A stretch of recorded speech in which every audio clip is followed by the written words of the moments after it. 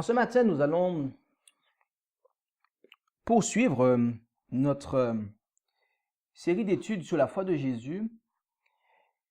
Et ce que nous allons voir en ce matin est la dernière partie de cette série de 4 études. Et cette dernière partie est tout aussi importante que les 3 précédentes. Mais avant d'ouvrir la parole de Dieu, je vous inviterai à demander avec moi à Dieu de nous accorder ton esprit pour comprendre sa parole.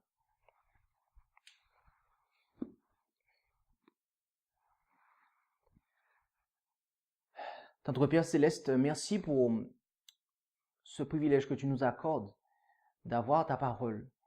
Merci car tu nous as fait la promesse par Jésus de nous conduire dans toute la vérité. Et pour cela, nous avons besoin de l'esprit de la vérité. Et l'esprit de la vérité est l'esprit de celui qui est le chemin, la vérité et la vie.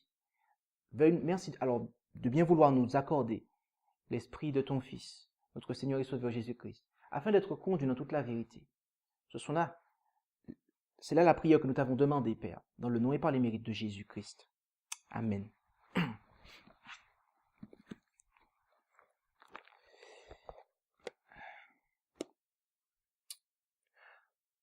En tant que chrétien combattant le bon combat de la foi, il ne nous faut jamais oublier, mes amis, que nous avons un ennemi contre nos âmes.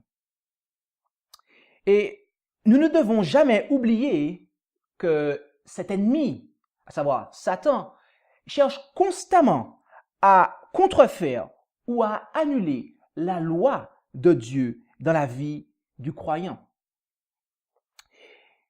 Mais Dieu et Jésus savent cela, voyez-vous. Et ils en sont pleinement conscients. Et c'est pour cela qu'ils ont établi quelque chose pour le croyant. Ce que nous nous apprêtons à voir,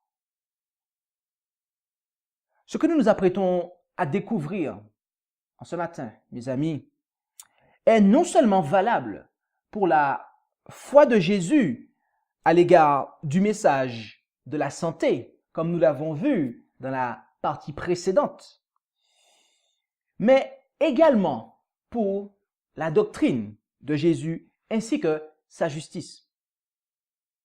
C'est pour cela que cette partie, comme je vous l'ai dit en introduction, est vraiment importante. Commençons notre parcours, commençons cette étude par la lecture du psaume 119. Rendons-nous dans le psaume 119 et rassurez-vous, nous ne lirons pas tout le psaume 119, mais nous lirons le verset 142 de ce psaume. Ouvrons nos Bibles dans le psaume 119 et lisons le verset 142 où il est dit « Ta justice est une justice éternelle et ta loi n'est que vérité. » La justice de Dieu, mes amis, d'après ce que nous lisons dans ce verset, est éternelle. Et ce, parce que sa loi est la vérité. Et ce, parce que sa loi n'est que vérité. Maintenant, dans l'Évangile selon Jean, au chapitre 8, rendons-nous à présent dans l'Évangile selon Jean et considérons le chapitre 8 et tout particulièrement le verset 14. Jean, chapitre 8 et le verset 14. Jean, l'Évangile selon Jean, chapitre 8 et au verset 14, où nous lisons que Jésus leur répondit « Quoique je rende témoignage de moi-même, mon témoignage est véritable, car je sais d'où je suis venu, et où je vais. Mais vous ne savez d'où je viens, ni où je vais.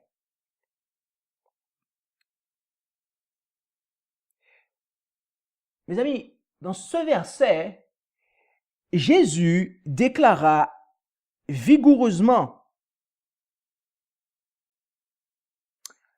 que son témoignage est véritable. C'est-à-dire que son témoignage n'est que vérité.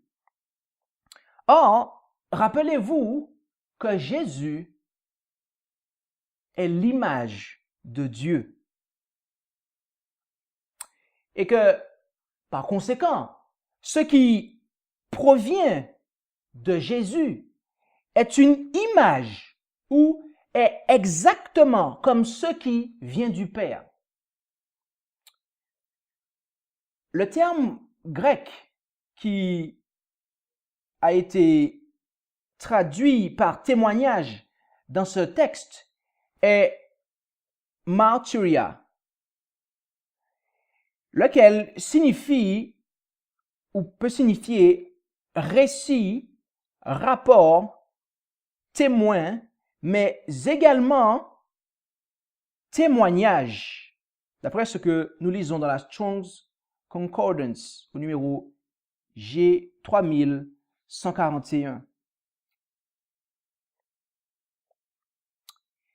Et mes amis, voyez-vous, c'est également martyria que l'on retrouve dans Apocalypse, chapitre 12 et au verset 17. Rendons-nous maintenant dans Apocalypse, chapitre 12 que nous avons lu afin de commencer ce message.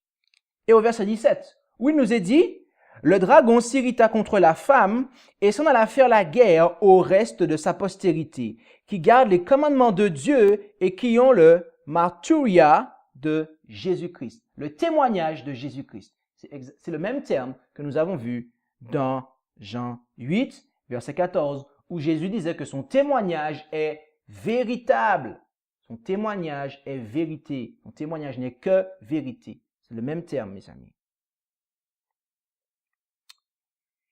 Et voyez-vous, lorsque nous comparons ce texte, à savoir Apocalypse 12, verset 17, avec Apocalypse 14, verset 12, le témoignage de Jésus-Christ semble être une autre expression pour la foi de Jésus. Afin de savoir si tel est le cas, nous devons savoir ce qu'est le témoignage de Jésus.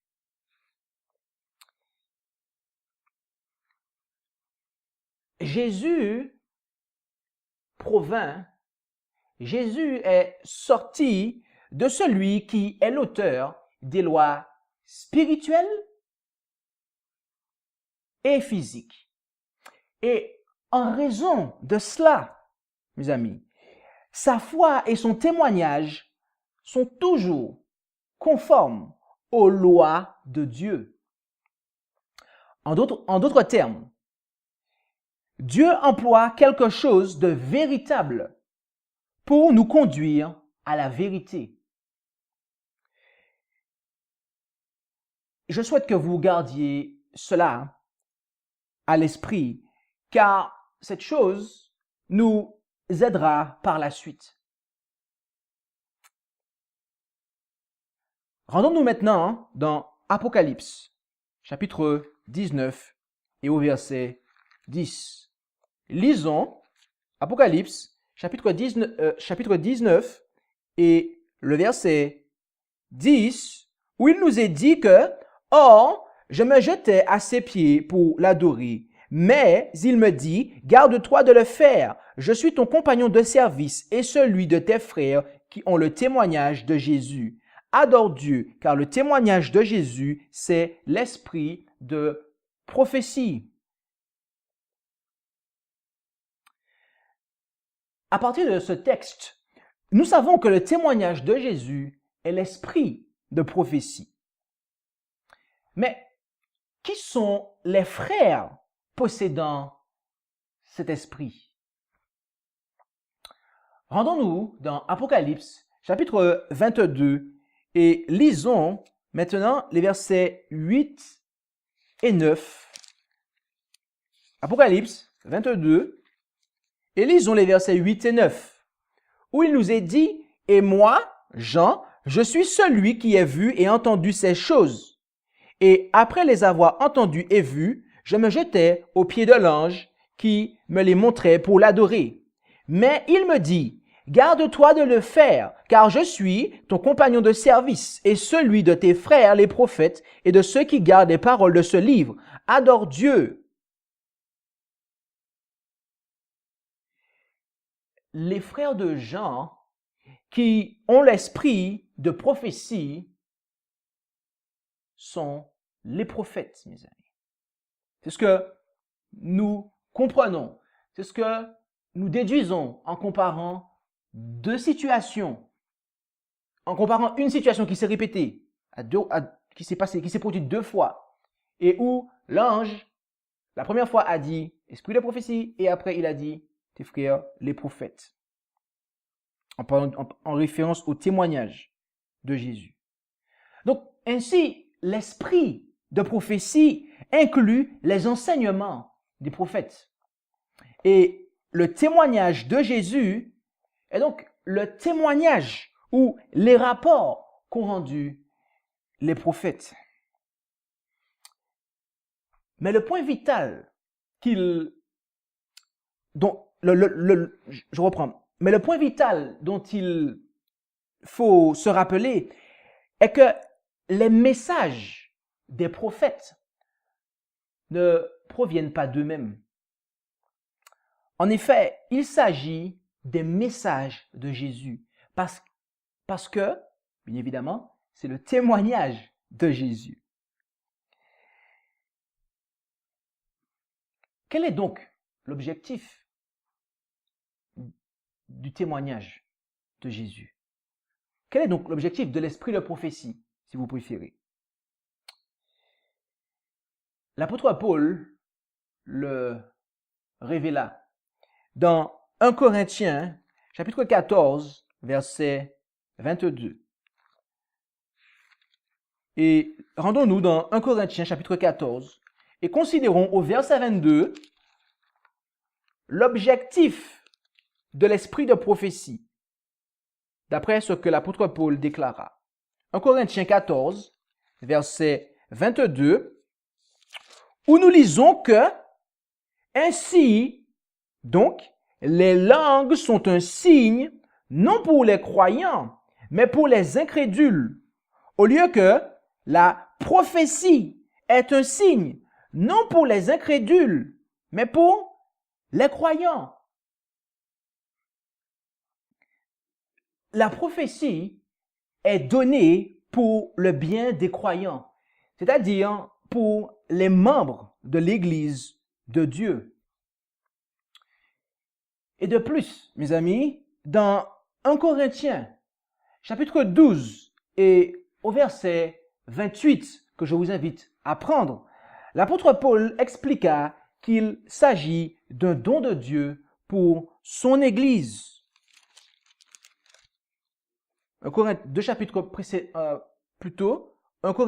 12 et verset 28, l'apôtre Paul déclara « Et Dieu a établi dans l'Église, premièrement, les apôtres, secondement, les prophètes, en troisième lieu, les docteurs, ensuite, ceux qui opèrent des miracles, puis ceux qui ont les dons de guérir, de secourir, de gouverner, de parler diverses langues. » Je souhaite que vous considériez la position occupée par ce don, c'est-à-dire celui de prophétie, le prophète. En effet, ce dernier vient juste après les apôtres et il est devant celui d'enseignant. Mes amis, ce don n'est pas rien du tout. Et voyez-vous, en tant qu'enseignant, de la vérité des derniers jours, les pionniers adventistes avaient compris cela.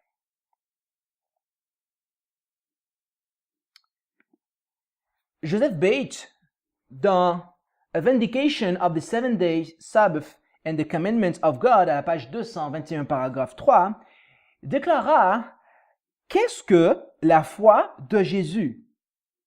Réponse, le verset 17 du chapitre 12 d'Apocalypse dit que c'est son témoignage.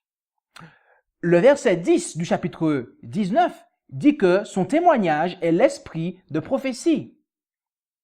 Et leur apprenant à garder tout ce que je vous ai commandé, Matthieu 28, verset 20. Remarquez maintenant que la foi ou le témoignage de Jésus embrasse tous ces enseignements. Dans cette déclaration, le frère Bates présenta l'unité existant entre la foi et le témoignage de Jésus. Et en les présentant, l'inspiration opéra une nuance. En effet, dans Special Testimony to Battle Creek, à la page 6 et au paragraphe 3, il nous est dit que la foi de Jésus et le témoignage de Jésus sont combinés. Ils doivent clairement être présentés au monde. Mais dans la parole de Dieu, les conséquences de la proclamation de ce message nous sont clairement présentées. Le dragon s'irrita contre la femme et s'en alla faire la guerre au reste de sa postérité, qui garde les commandements de Dieu et qui ont le témoignage de Jésus-Christ. Ici, dans cette déclaration, mes amis, nous apprenons non seulement que la foi et le témoignage de Jésus sont combinés, mais également qu'ils doivent, donc les deux, être clairement présentés au monde. Ainsi, la foi et le témoignage de Jésus sont deux éléments distincts, lesquels sont toutefois combinés. Mais pourquoi sont-ils combinés? C'est parce qu'ils proviennent de Jésus et que, voyez-vous, Jésus n'est pas à diviser. Considérons à présent comment ces deux éléments, la foi et le témoignage de Jésus, œuvrent ensemble. Rappelez-vous que dans la première partie de cette série d'études, nous avons vu que la foi de Jésus est l'Évangile.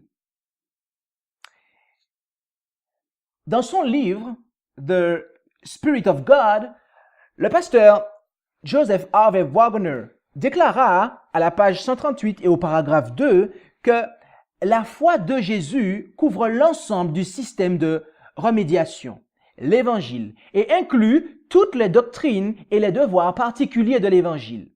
Le témoignage de Jésus est plus restreint. Il est une part du système évangélique. Il est l'esprit de prophétie.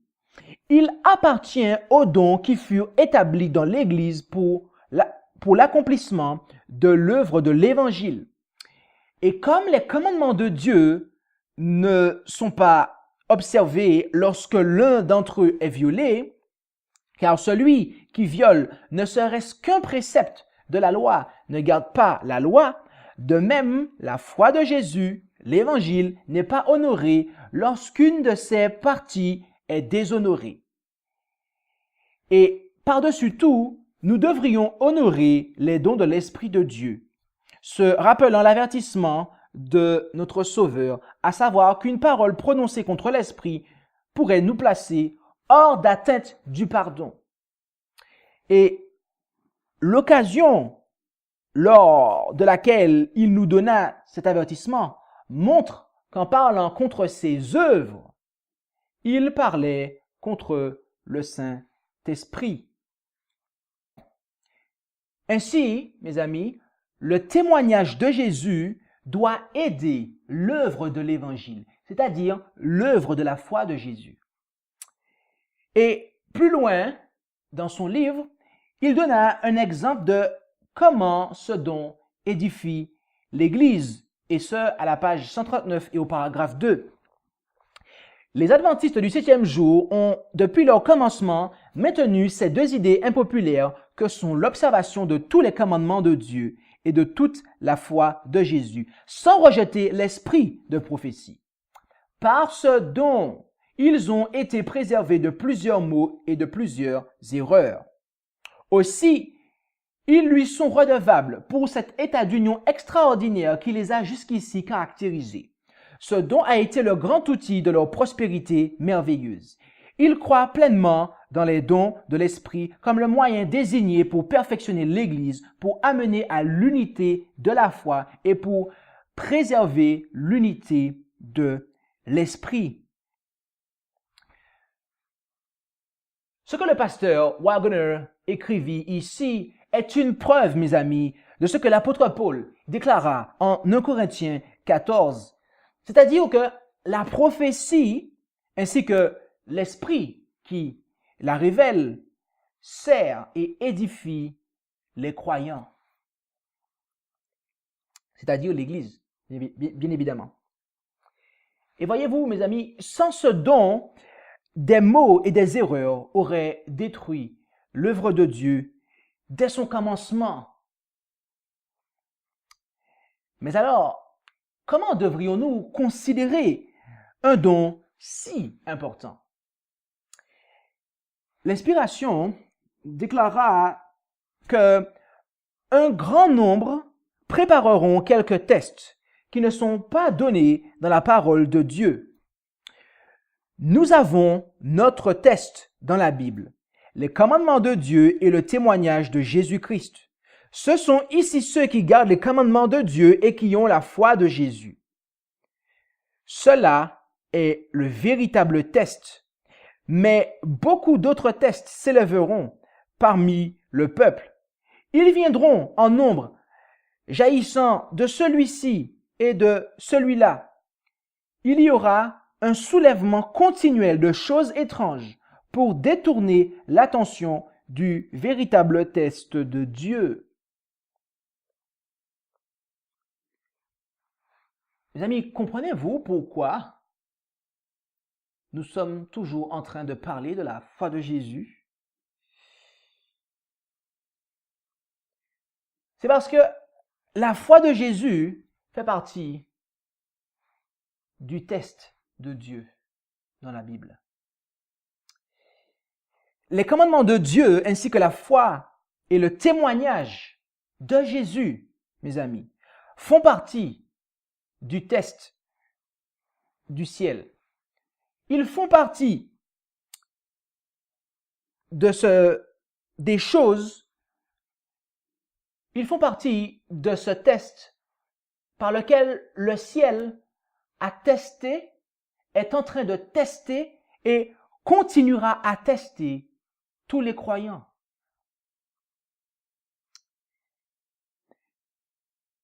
Les membres de l'Église, du reste, gardent les commandements de Dieu ainsi que la foi de Jésus, mais également, comme nous l'avons vu dans Apocalypse 12, verset 17, le témoignage de Jésus.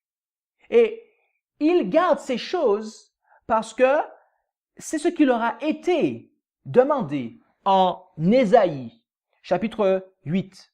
Et je vous invite à suivre avec moi dans vos Bibles la lecture que nous ferons dans la King James Version du chapitre 8 d'Ésaïe et tout particulièrement du verset 12 jusqu'au verset 20. Ne dites pas une confédération de tout ce dont ce peuple dira une confédération. Ne craignez pas leur crainte et ne soyez pas effrayés. Sanctifiez le Seigneur des armées lui-même et qu'il soit votre crainte et votre frayeur.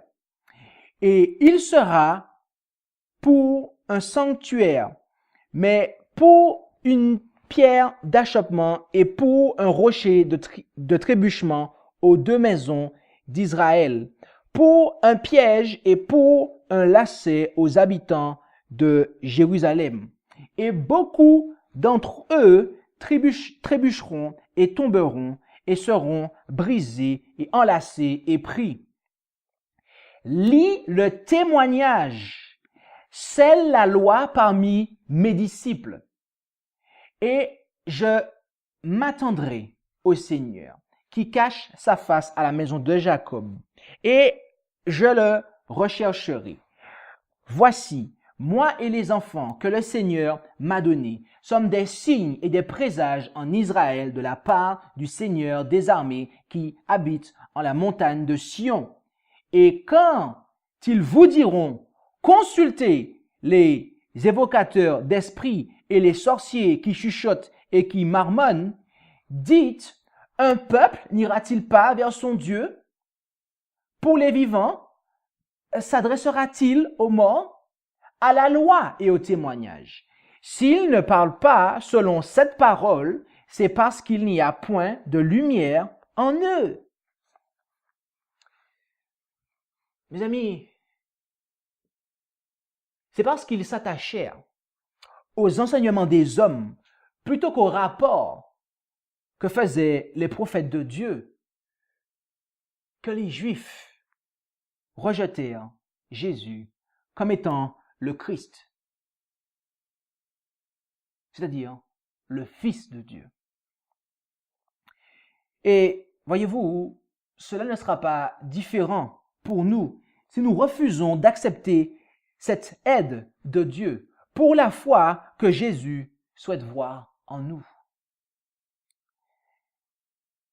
Se préparer pour la venue du Christ signifie également lier le témoignage, c'est-à-dire lier l'esprit de prophétie parmi les disciples, et ce afin qu'ils puissent rester des disciples et ne pas apostasier. Mais si le témoignage, si l'esprit de prophétie n'est pas lié, n'est pas une chose qui est liée pour nous, une chose qui est fermement établie, voilà ce qui arrivera, mes amis. La toute dernière tromperie de Satan sera de rendre sans effet les témoignages de l'Esprit de Dieu. Lorsqu'il n'y a point de vision, le peuple est sans frein. Proverbe 29, verset 18. Satan œuvrera ingénieusement, de différentes manières et par différents agents, afin de bouleverser la confiance du reste du peuple de Dieu dans le véritable témoignage. Il amènera des visions fallacieuses en vue d'induire en erreur, et il mélangera le faux avec le vrai afin de dégoûter le peuple, si bien qu'ils considéreront tout ce qui porte le nom de vision comme une espèce de fanatisme. Mais les âmes honnêtes, en opposant le faux avec le vrai, seront rendues capables de les distinguer.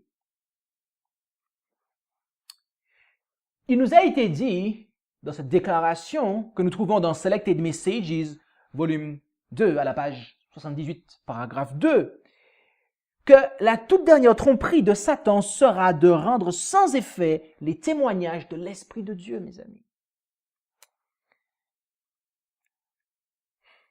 Lorsque nous considérons la déviation des membres, et je parle en général, la déviation des membres, mes amis, de l'Église adventiste du 7e jour, et ce parce que la dénomination elle-même est en déviation. Et même celle de certaines personnes ayant une connaissance correcte de la divinité, une connaissance similaire à celle des premiers adventistes, mes amis, une connaissance similaire à celle des premiers chrétiens. Le point commun est que ces personnes ont perdu, dans une certaine mesure, leur confiance dans l'esprit de prophétie. Ma prière pour vous et moi, mes amis, est que le témoignage de Jésus, est que l'esprit de prophétie qui a été manifesté, et j'en suis convaincu, dans le ministère d'Ellen G. White, ainsi que celui qui a été manifesté dans le ministère de Jérémie, Ézéchiel et tous les autres. Ok? Mais je vais parler ici notamment de celui qui a été manifesté dans le ministère de Ellen G. White, mes amis. Ma prière pour vous et pour moi est que le témoignage, l'esprit de prophétie, puisse être une chose liée pour nous. Que cela puisse être fermement établi, que nous puissions le retenir, le considérer.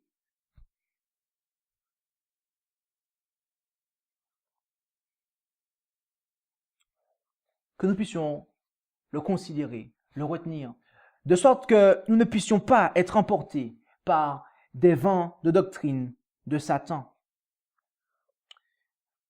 Puissions-nous lier le témoignage afin que la saine doctrine, afin que la justice de Dieu, ainsi que la santé, une bonne santé, puisse être une part de notre vie et de notre ministère, mes amis. Croyons en Dieu et en Jésus, comme cela est écrit dans Jean 14 et au verset 1, où nous lisons que votre cœur ne se trouble point. Croyez en Dieu, croyez aussi en moi. Mes amis, croyez dans les commandements de Jésus et dans le témoignage de Jésus-Christ. Car, voyez-vous, seuls ceux qui croiront dans le témoignage de Jésus-Christ pourront avoir la foi parfaite de Jésus-Christ. Mes amis, croyons en Dieu et en Jésus, comme cela est écrit dans 2 Chroniques, chapitre 20 et au verset 20. 2 Chroniques, chapitre 20 et au verset 20, où, dans la dernière partie, nous lisons que « Croyez en l'Éternel votre Dieu et vous serez en sûreté. Croyez en ses prophètes et vous réussirez. » Amen.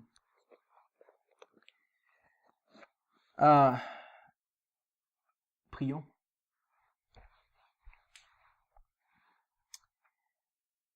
Notre Dieu, notre Père, merci pour ce message. Merci car tu désires que l'esprit de prophétie, le témoignage de Jésus soit lié pour nous.